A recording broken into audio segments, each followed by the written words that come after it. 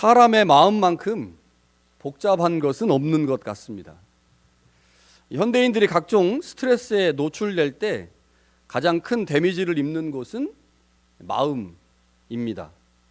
우리는 삶의 자리에서 각종 문제를 만나고 그 문제를 해결하는 과정에서 많은 스트레스를 받게 되죠.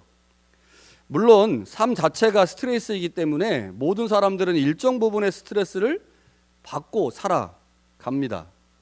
그러나 스트레스는 크기와 빈도수가 중요합니다. 다 스트레스를 받지만 얼만큼 자주 받느냐, 얼만큼의 크기의 스트레스를 받느냐가 이제 중요하죠. 과도한 양의 스트레스를 받거나 혹은 작은 것이지만 지속적으로 스트레스에 노출되면 우리의 마음이 상처를 입게 되죠. 스트레스를 받으면 마음이 약해지고 그로 인해 결정이 자주 바뀌거나 혹은 예전에는 아무렇지도 않게 생각했던 것들, 아무렇지도 않게 들었던 말에 상처를 받거나 위축이 됩니다. 이게 스트레스가 우리 안에 자주 노출되면 이런 문제가 생기죠. 현대인들이 겪는 이러한 일상적인 스트레스 외에 우리는 그리스도인이기 때문에 경험하는 마음의 부담들이 있습니다. 이 마음의 부담도 스트레스라고 말할 수가 있을 것입니다. 스트레스의 양이 적거나 빈도가 적으면 스트레스는 사실 우리의 사명 감당에 도움이 될 때가 많죠. 목사에게 설교가 스트레스잖아요. 그러나 그 스트레스가 없으면 설교가 제대로 준비가 안 됩니다. 적당한 스트레스가 있어야 그 스트레스를 통해서 목회 원동력이나 활동, 행동감이 생기는 거죠. 우리의 나태함을 이길 수 있게 만드는 방법이 사실은 이 적당한 양의 스트레스입니다. 그러나 마음의 부담이 지속되면 이제 문제가 생기곤 하죠. 우리에게는 하나님의 뜻대로 살고자 하는 마음이 있습니다. 매주 예배를 드릴 때 혹은 집에서 말씀을 묵상할 때 하나님의 뜻대로 살겠다고 자주 결단합니다. 그렇죠? 우리 자주 결단해요. 그러나 우리의 현실은 우리의 마음과 많이 다릅니다. 결단했지만 현실의 벽에서 그 결단이 무너지는 것들을 자주 경험하죠. 그러한 실패가 지속되면 어떤 경우에는 패배의식이 자리를 잡아 그리스도인으로서의 삶이 무너질 수도 있습니다. 우리가 처한 현실과 추구하는 이상 사이의 차이가 클 때 많은 그리스도인들은 신앙적 좌절을 경험하곤 합니다. 그때 주님의 말씀이 기억나죠. 불현듯 기억납니다. 마음은 원이로되 육신이 약하구나. 이런 말을 하면서 나는 정말로 하나님의 뜻대로 살고 싶은데 내 삶이 그렇게 놔두지 않는구나 라고 하면서 삶을 향해서 한탄하기도 하죠.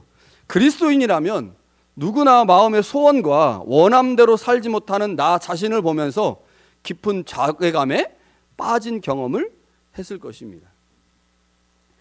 교회에서 목사는 늘 고민이 많습니다. 저는 고민이 늘 많아요. 머리가 엄청 많이 빠졌어요. 지금도 계속 빠지고 있습니다. 예전에는 뒤만 빠졌는데 요즘은 제가 거울 보면서 제가 깜짝 놀랍니다. 앞에가 머리가 지금 많이 없어져가지고요. 목사는 언어를 통해 설교를 하는 사람이죠. 제가 언어를 통해 설교합니다. 그런데 또한 삶을 통해 그 설교를 보여주어야 하는 사람입니다. 이러다 보니까 고민이 많아지는 거죠. 이런 고민입니다. 내가 할 수 없는 것은 성도들도 할 수 없으니 성도들이 할 수 있는 것, 그것은 내가 할 수 있는 것이니까 내가 할 수 있는 것만 성도들에게 하라고 설교해야 되는 것이 아닌가라는 생각이 듭니다. 자, 그런데 그렇게 설교를 하려고 하면 설교의 내용이나 수준이 어떻게 될까요? 적용이 사라지고 성서 해석만 존재하든지, 왜냐면 하라는 얘기는 없으니까 성경 얘기만 하면 끝나잖아요. 성서 해석만 존재하든지 아니면 매주 똑같은 적용만 반복될 것입니다. 할 수 있는 거. 할 수 없는 거는 설교하면 안 되니까. 이렇게 되지 않을까. 설교자는 언제나 실천 가능한 설교를 해야 합니다. 본인이 실천 가능한 설교, 그리고 성도들이 실천 가능한 설교를 해야 하죠. 그러나 현실적인 상황에서 보면 지금 살아가고 있는 현실보다 조금 더 높은 목표를 설정하고 그 목표를 이룰 수 있는 설교를 대부분 합니다. 저도 그런 것 같아요. 여러분들이 할 수 있는 것보다 조금 높은 수준의 것들을 설교를 통해서 요구하죠. 그래야 신앙의 진보가 있습니다. 어떤 사람들은 조금 더 높은 목표를 이루려고 애를 쓸 겁니다. 내가 10개를 가지고 있는데 목사가 설교 시간에 15개를 말해요. 아, 내가 15개를 가져야 되는구나. 15개를 이루어야 되는구나. 저게 더 목표구나라고 하면서 그 목표를 이루려고 애를 쓸 것입니다. 그러나 어떤 사람들은 설교에서 설정한 목표와 자신의 삶의 현실과의 차이 때문에 설교가 공허하게 들릴 수도 있습니다. 들은 말씀을 실천하지 못하는 자신을 보면서 괴로워할 수도 있죠. 자, 이게 설교하는 사람의 고민이 아닐까 싶은데 오늘 바울도 그러한 고민을 하면서 이 본문을 기록한 것이 아닌가 싶습니다. 바울이 6장과 7장 전반부에 정답을 제시했습니다. 정답을 제시했어요. 그런데 자신의 삶을 보니까 그 정답대로 살지 못할 때가 있는 거죠. 그것 때문에 바울이 고민이 빠졌습니다. 고민. 그래서 이 단락이 이 바울의 깊은 고민 때문에 나오게 된 단락인데 오늘 이 단락 7장 14절부터 25절까지를 통해서 하나님이 무엇을 말씀하려고 하는지를 좀 생각해 보고자 합니다. 오늘 본문은 바울의 개인적인 고백을 담고 있는 단락입니다. 바울이 여기서 왜 개인적인 고백을 소개하고 있을까요? 그 이유는 바울이 바로 앞단락 7장 1절부터 12절까지 단락에서 율법을 설명했는데 그 율법 때문에 바울이 고민이 빠졌어요. 율법 때문에. 저도 고민이 많이 빠졌었는데요. 제가 지난주 설교하다가 갑자기 불현듯 설교를 막 하고 있는데 제가 율법 얘기를 지난주에 했잖아요. 율법 얘기를 막 하고 있는데 이거를 지금 내가 왜 이야기하고 있지라는 생각이 갑자기 들었어요. 왜냐하면 율법은 우리가 받은 법이 아니잖아요. 우리는 율법을 받은 적이 없어요. 그런데 성도들이 이야기를 들으면서 아, 나에게 주신 말씀으로 받을까라는 고민이 갑자기 설교하다 들었습니다. 그래서 오늘 이제 이 적용 부분에서 이 바울이 고민에 빠졌던 이 율법이 오늘 우리에게 어떤 의미가 있는지 좀 생각해 보려고 하는데 바울이 개인적인 고백을 통해서 자신의 깊은 좌절과 절망을 소개하고 있는 이유는 앞단락에 설명한 율법 때문입니다. 자, 바울이 7장 7절부터 13절에 죄가 율법을 어떻게 이용해서 사람들을 사망에 이르게 하는지를 설명을 했죠. 10절에 이렇게 말했어요. 생명에 이르게 할 그 계명이 내게 대하여 도리어 사망에 이르게 하는 것이 되었다. 생명인 율법이 자신에게 사망이 되었다는 거죠. 11절에는요. 죄가 기회를 따서 계명으로 말미암아 나를 속이고 그것으로 나를 죽였다. 죄가 율법으로 자신을 죽였다는 거예요. 13절에는요. 선한 그것으로 말미암아 나를 죽게 만들었다. 죄가 선한 율법으로 나를 죽게 했다. 이런 고백들을 하면서 바울은 하나님께서 자신들에게 유대인들에게 주셨던 그 선하고 거룩하고 신령한 율법이 사망으로 다가오면서 그 율법 때문에 깊은 고민에 빠진 거죠. 율법이 어떻게 죄와 결탁하여 자신을 사망에 이르게 했는지를 앞단락에서 설명했는데 그 설명한 내용을 자신의 개인적인 상황에 적용하면서 죄가 실제로 율법을 이용해서 자신을 어떻게 비참한 상황으로 끌고 갔는지를 이 단락에 설명합니다. 결국 이것은 그 당시에 많은 유대인들에게 동일한 질문에 대한 답변이겠죠. 하나님께서 주신 그 율법이 도대체 왜 어떻게 죄와 결탁해서 자신을 사망 가운데로 끌고 가고 있는지, 그 상황에서 자신이 얼만큼 비참한지, 얼마나 절망했고 얼마나 낙담했는지를 이 단락에서 개인적인 상황에서 설명을 해내는 거죠. 그러니까 앞단락은 좀 객관적인 상황에서 설명한 거라면 이 단락은 율법과 죄의 관계를 조금 더 주관적인 개인적인 상황에서 설명해내고 있는 거죠.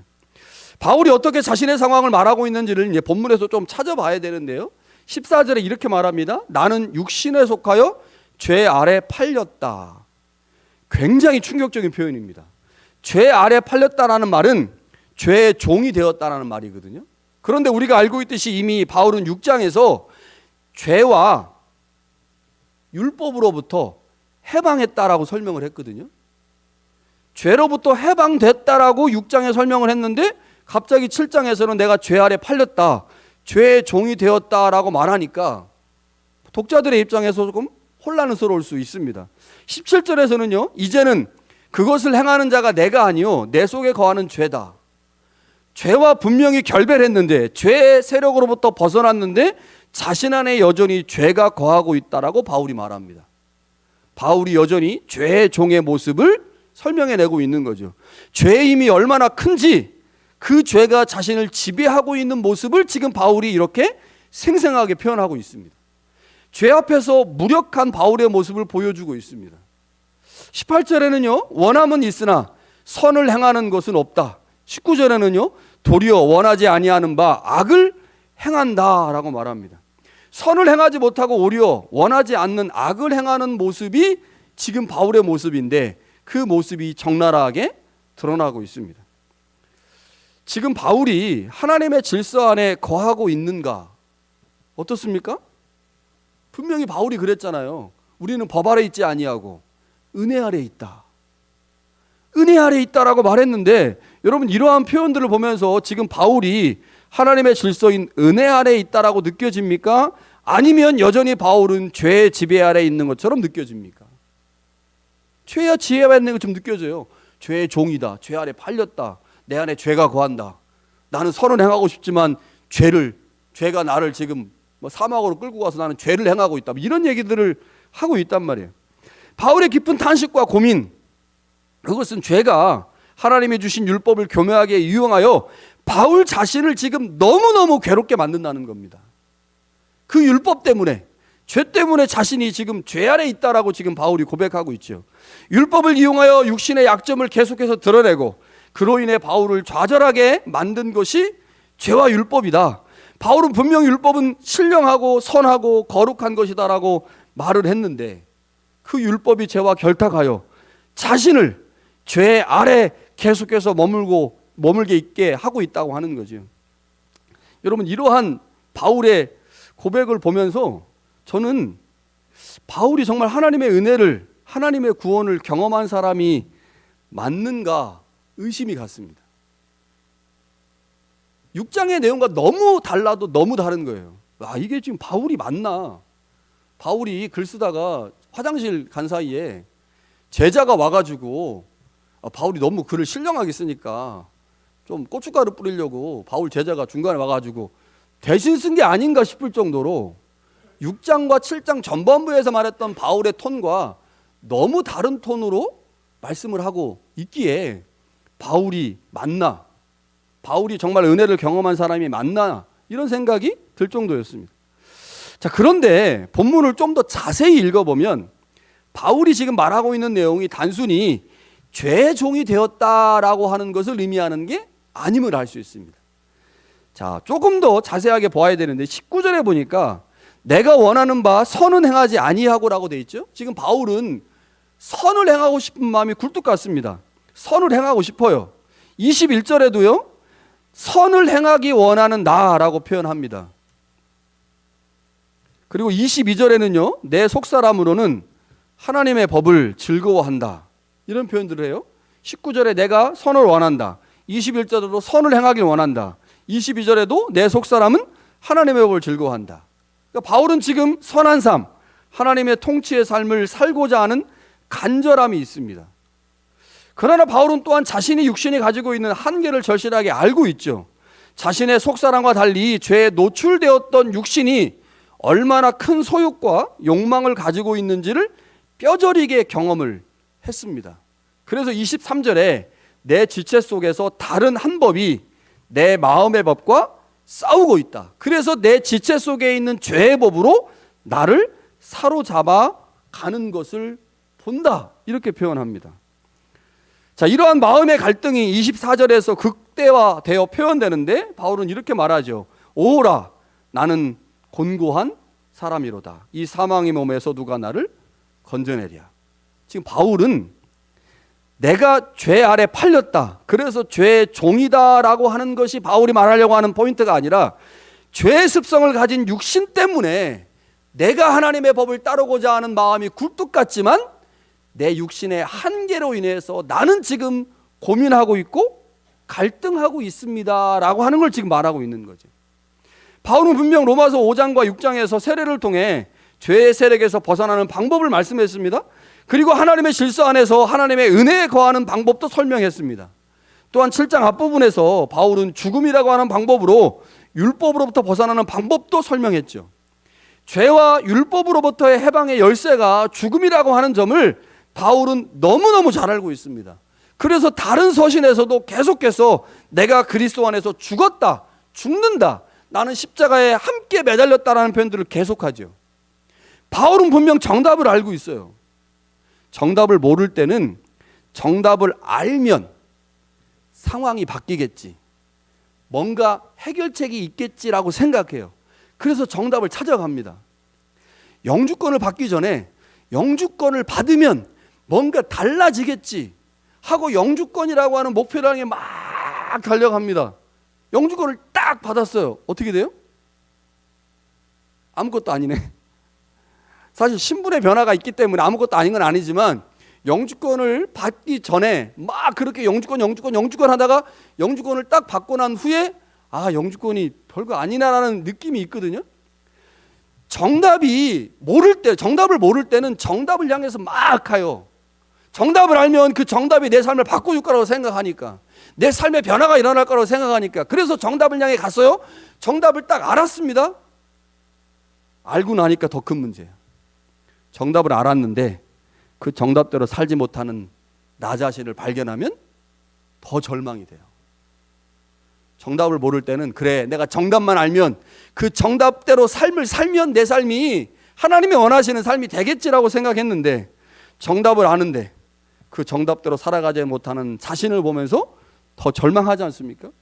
바울이 그러지 않을까 싶었어요. 그러지 않을까. 5장, 6장, 7장에서 정답을 말했습니다. 정답을 알고 있죠. 그래서 죽음이 정답이라는 사실을 너무너무 잘 아는데, 그래서 자신은 매일매일 죽는다고, 나는 그리스도와 함께 매일 죽는다라고 바울이 고백하고 있는데, 실제로 자신의 삶의 자리에서 여전히 자신의 육신 안에서 일어나는 육신의 소욕이 얼마나 강한지, 나는 매일매일 죽고 있는데 육신의 소욕이, 정욕이 나를 휘감아 죄 아래 집어넣는 모습을 보면서 바울은 어쩌면 더 큰 절망에 빠졌을 것입니다. 지금 바울은 죄의 종이 된 자신의 모습을 설명하고 있는 게 아니라 그리스도인이 경험하게 될 내 안에 있는 하나님의 법과 죄의 법이 싸우는 갈등의 상황을 지금 설명하고 있는 거죠. 바울은 그리스도의 은혜로 말미암아 칭의를 얻어 하나님의 나라의 질서 안에 거하고 있지만 여전히 죄의 습성을 가진 육체의 한계로 인해 죄와 싸워야 하는 연약한 존재라는 사실을 드러내고 있습니다. 그렇게 바울은 육신을 가진 동안 자신의 마음이 하나님의 법을 섬기지만 여전히 육신은 죄의 법을 섬기는 존재라는 사실을 자각하고 있는 거죠. 이러한 갈등의 상황에서 바울은 죄의 습성을 버려야 하지만 그것이 자신의 의지나 노력으로 될 수 없다는 사실을 지금 로마 교회 성도들에게 고백하고 있는 거죠. 여러분, 바울의 마음이 복잡합니다. 이 복잡한 마음, 그리스도의 재림 때까지 계속될 것입니다. 그렇게 바울은 그리스도의 재림과 그로 인한 몸의 부활을 고대했습니다. 바울의 글에 보면 이 부활에 대한 바울의 그 열망이 얼마나 큰지를 알 수가 있는데, 새로운 육체를 얻기 전까지의 고민이, 갈등이 계속 존재할 수밖에 없기 때문에 바울은 그리스도의 부활을 소망했고 그 그리스도의 부활 때 있게 될 몸의 부활을 소망한 거죠. 로마서 7장의 바울의 고민이 갈라디아서 5장에는요 조금 다른 방식으로 표현됩니다. 바울은 그곳에서 성령 안에서 죄와 싸워야 하는 모습을 이렇게 소개해요. 육체의 소욕은 성령을 거스리고 성령은 육체를 거스르나니 이 둘이 서로 대적함으로 너희가 원하는 것을 하지 못하게 한다. 우리 안에 육체의 소욕과 성령의 소욕이 같이 있다는 겁니다. 이것 때문에 우리는 그리스도를 만나는 그날까지 계속해서 싸워야 하는, 우리의 마음은 전쟁터가 될 수밖에 없다라고 말하는 거죠. 갈라디아서 5장에서 바울은 육체의 소욕과 성령의 소욕을 대조하면서 우리 안에 여전히 존재하는 육신의 정욕과 소욕을 이기는 방법이 전적으로 성령에게 달려 있다라고 설명을 하는데, 이러한 방식이 로마서에서도 그대로 나타나서 로마서 8장에서 바울이 그리스도인의 진정한 승리가 성령 안에 있음을 고백하게 되는 거죠. 사실 바울이 이렇게까지 자신의 나약함을 보여줄 필요가 있었나 싶습니다. 저라면 안 그랬을 것 같아요. 멋있잖아요. 5장, 6장, 7장 앞부분까지 해결책을 딱 제시해요. 막 성경 공부하는데 목사님이 막 궁금하고 어려운 것들을 막 풀어가지고 답을 막 딱 해주면, 와, 목사님 멋있네.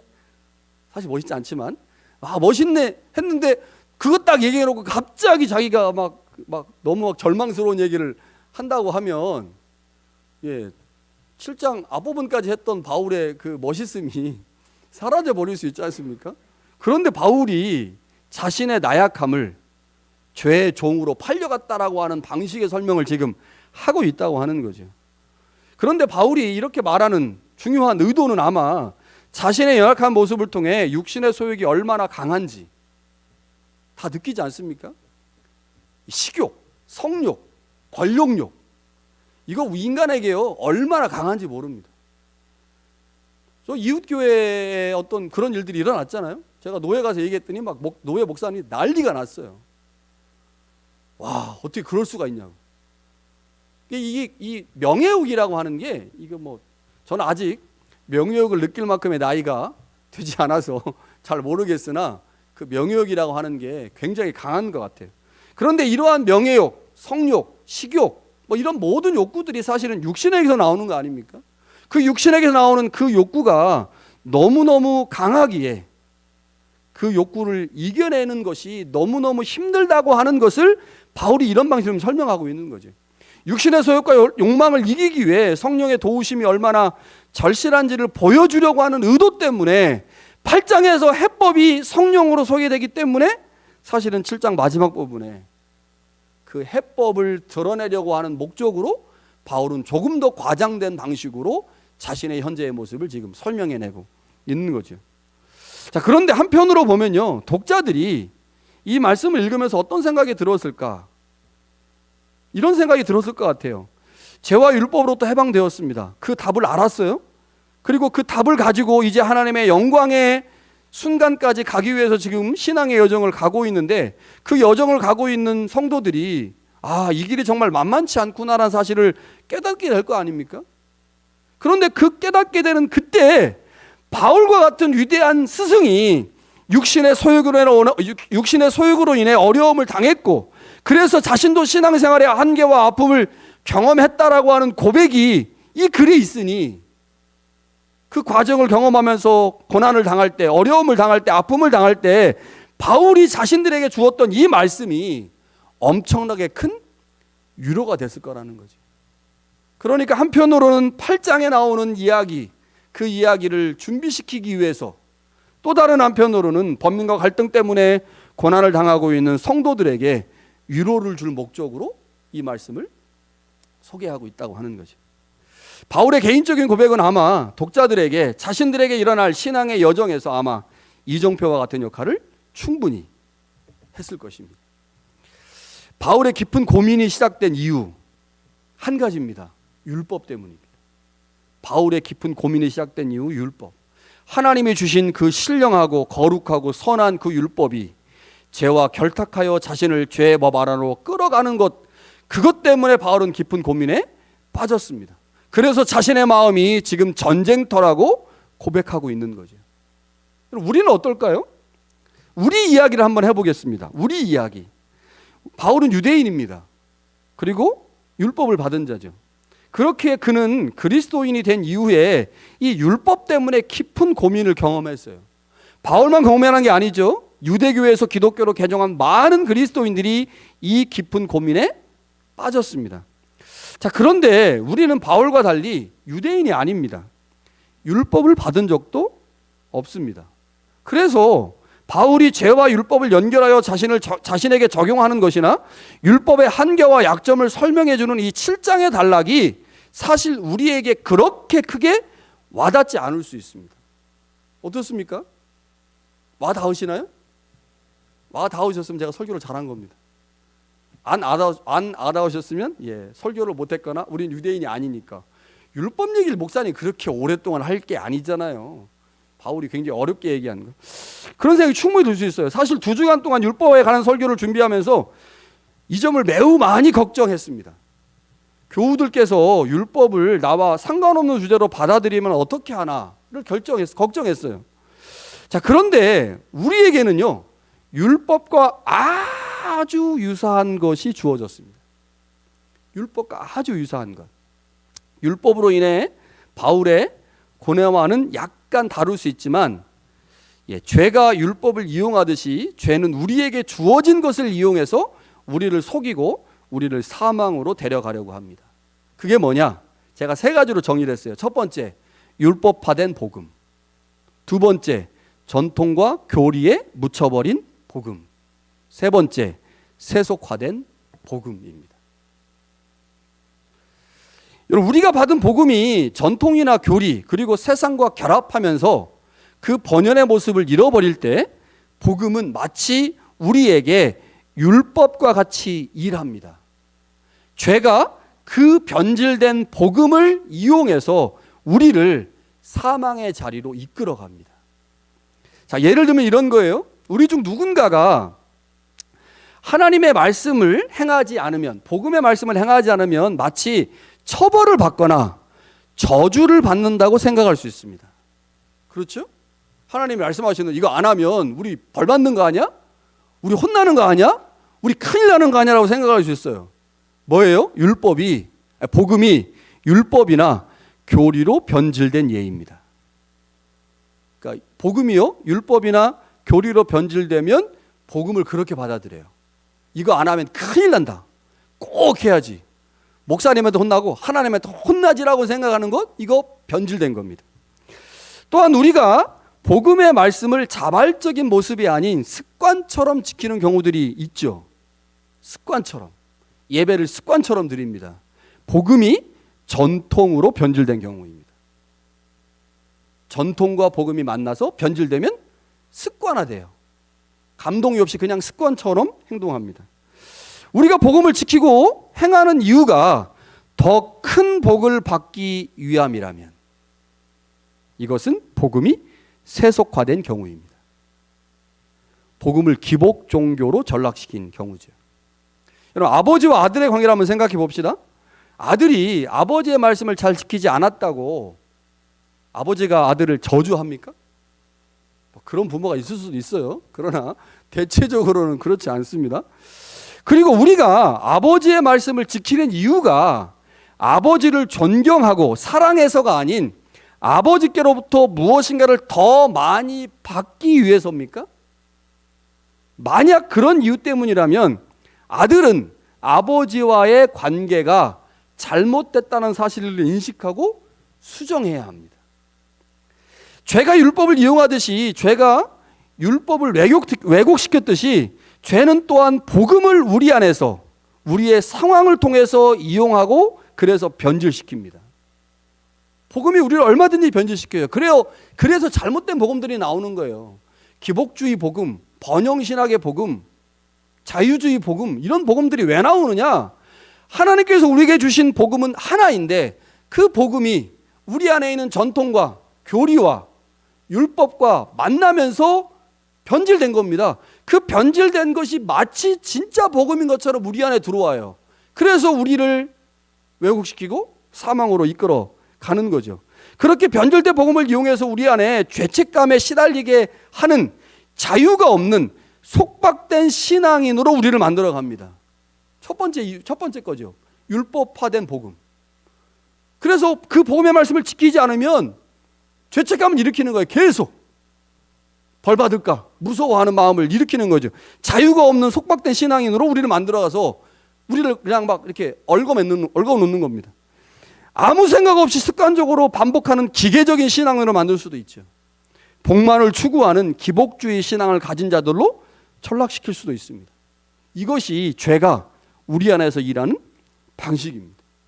바울 당시에 많은 유대인들은 죄가 율법을 이용하고 있다는 점을 잘 알지 못했습니다.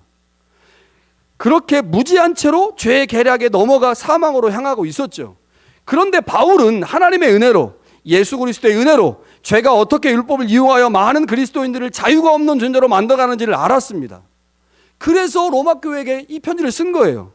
우리도 기복주의 신앙에 빠져 있고 습관전 그리스도인의 모습을 보이고 있고 또한 죄책감에 시달리는 신앙을 갖고 있습니다. 그런데 우리의 신앙에 무엇이 문제인지 몰라요. 우리의 신앙의 문제가 뭔지 모르고 있습니다. 모르고 있으면 고민이 안 돼요. 잘하고 있다고 생각하니까. 그렇지 않습니까? 우리 신앙생활 잘하고 있으면 무슨 고민이 되겠어? 잘하고 있는데. 고민이 되는 것은 하나님께서 무엇을 원하시는지를 알고 있는데 그 원하는 만큼 내 삶이 그렇게 살아가지 못하고 있기에 나는 여전히 기복주의 신앙을 가지고 여전히 복받기를 원하는 거예요. 나는 복음 안에서 자유를 누리지 못하고 여전히 죄책감에 시달리는 겁니다. 나는 하나님의 말씀을 듣고도 여전히 습관적으로 예배를 드리고 있는 거예요. 그 모습을 발견할 때마다 내 안에 갈등이 생기는 거죠. 갈등이 생기고 있다면 잘하고 있는 겁니다. 잘하고 있는 거예요. 물론 우리가 노력해도 이미 굳어진 우리의 신앙에서 벗어나기가 어렵습니다.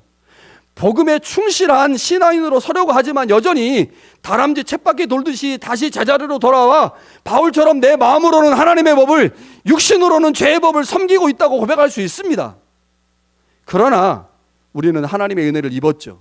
그 은혜로 우리는 이미 우리의 마음이 하나님의 말씀을 붙드는 하나님의 법을 따르는 것과 성령의 도움을 구하는 하나님의 말씀을 따르는 법과 죄의 소욕을 쫓고 있는 육신의 법이 충돌하고 있습니다.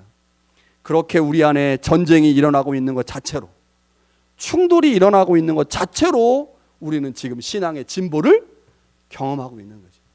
바울이 지금 우리에게 그걸 말하고 있습니다.